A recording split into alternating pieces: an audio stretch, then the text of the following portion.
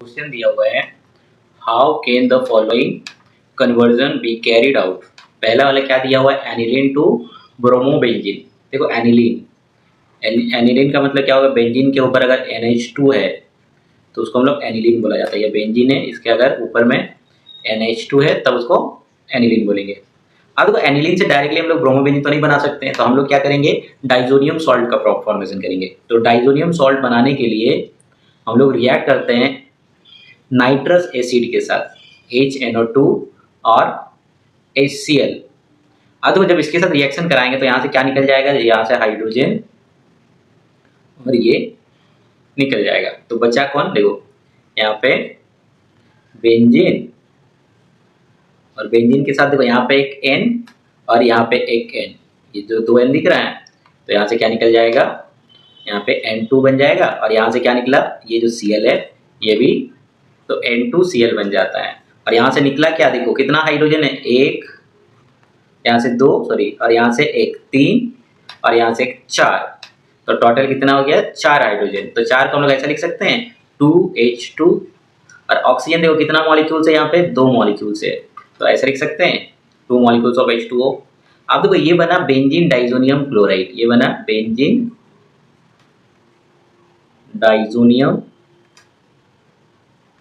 Chloride. देखो benzene diazonium chloride ये एक ऐसा कंपाउंड, इससे हम लोग बहुत सारा प्रोडक्ट बना सकते हैं। अगर Cl भी लाना होगा तब भी ला सकते हैं, I लाना होगा तब भी ला सकते हैं। ठीक है, तो हम लोग लाना क्या है, Br लाना है।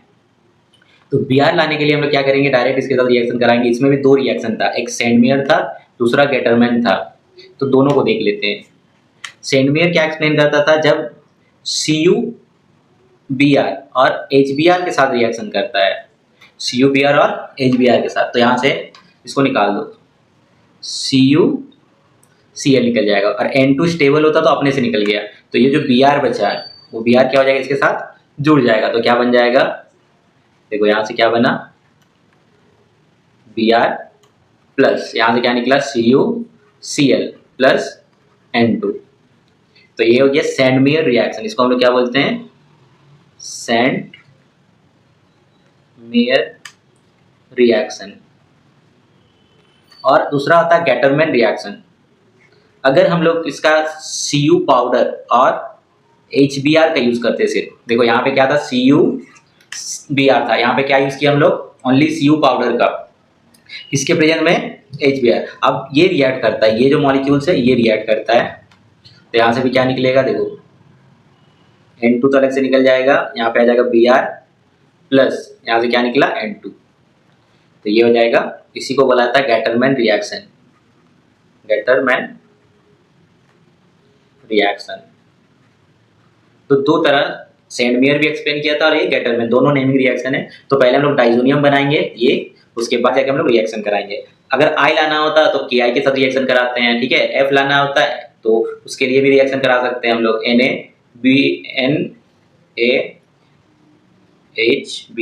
HBF4 के साथ हम लोग रिएक्शन करा सकते थे, इसका HBF4 के साथ। तो इससे भी आ जाता, फ्लोरीन लाना होगा तो जो लाना होगा उसके हिसाब से हम लोग रिएक्शन करा सकते हैं। सेकंड वाला क्या बोला, देखो क्लोरोबेंजीन टू क्लोरोएसीटोफिनोन। तो क्लोरोबेंजीन क्या होता है, बेंजीन के ऊपर Cl ग्रुप। सेकंड वाला क्या दिया हुआ है, क्लोरोबेंजीन, यहाँ पे दिया हुआ Cl। इसको रिएक्ट कराएंगे तो लाना क्या है, उसको पहले लिख लेते हैं। देखो यहाँ पे Cl और यहाँ पे लाना है C डबल बॉन्ड O और यहाँ पे CH3। इसी को बोला जाता है 2 क्लोरोएसीटोफिनोन। अब देखो ये वाला ग्रुप लाना है मेरे को, तो इसका ये भी नेमिंग रिएक्शन है, फ्रेडल क्राफ्ट एसाइलेशन रिएक्शन। इसको क्या बोलते थे हम लोग, फ्रेडल क्राफ्ट एसाइलेशन। देखो ये किसके साथ रिएक्शन कराते थे हम लोग, CH3 C double bond O और Cl, किसके प्रेजेंस में, एनहाइड्रस AlCl3 के प्रेजेंस में। तो ये याद रखना, जो Cl है ये ऑर्थो पैरा डायरेक्टर होता है। तो कहाँ से हाइड्रोजन निकलेगा, या तो ऑर्थो से निकलेगा या तो पैरा से निकलेगा। तो हम लोग यहाँ से दिखा सकते हैं, देखो यहाँ से क्या निकल जाएगा, HCl निकल जाएगा, तो ये प्रोडक्ट आ जाएगा, प्लस क्या निकला, HCl, तो ये डायरेक्ट बन जाएगा। तो याद रखना फ्रेडल क्राफ्ट एल्काइलेशन रिएक्शन बोला जाता है। थर्ड वाला भी देखो, ये भी नेमिंग रिएक्शन ही है।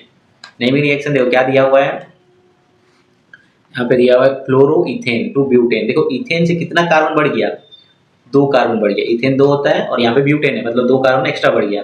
तो कभी भी जैसे एक कार्बन को 2 करना है, 2 को 4 करना है, 4 को 8 करना है, तो याद रखना सोडियम का यूज कर लेना, क्योंकि यहाँ पे क्लोरो इथेन दिया हुआ है। तो क्लोरो इथेन का फॉर्मूला क्या हो जाएगा थर्ड नंबर का, देखो क्लोरो इथेन को हम लोग ऐसे लिख सकते हैं CH3 CH2 और Na, सॉरी क्लोरो इथेन ना यहाँ पे Cl।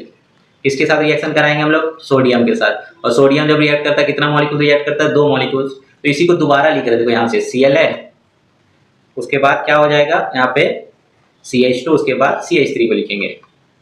तो CH2 देन CH3, ये किसके प्रेजेंस में रिएक्ट करेगा, ड्राई ईथर के प्रेजेंस में। तो यहाँ से देखो क्या निकल जाएगा, ये निकल जाएगा। तो बचा कौन यहाँ से CH3, उसके बाद CH2, उसके बाद देखो यहाँ से लिखेंगे हम लोग CH2, उसके बाद CH2 देन CH3 प्लस यहाँ से क्या निकला, ये कंपाउंड निकल गया 2 molecules of NaCl, 2 molecules of NaCl। तो कभी भी अगर डबल कार्बन बढ़ाना है और ये दिया हुआ एल्काइल क्लोराइड या एल्काइल हैलाइड, तो समझ जाना हुआ सोडियम के साथ ऊर्ज रिएक्शन बोला जाता है इसको। मतलब क्या बोलेंगे इसको, ऊर्ज रिएक्शन। तो देखो जनरली जितना भी कन्वर्जन पूछा जाता है वो रिलेटेड टू नेमिंग रिएक्शन ही रहता है, ठीक है। ये भी नेमिंग रिएक्शन है, 2 सेंडमेयर और गेटरमैन। ये भी फ्रेडल-क्राफ्ट एल्काइलेशन, सॉरी एसाइलेशन, ये भी क्या है, ऊर्ज रिएक्शन। तो ये नेमिंग रिएक्शन से रिलेटेड।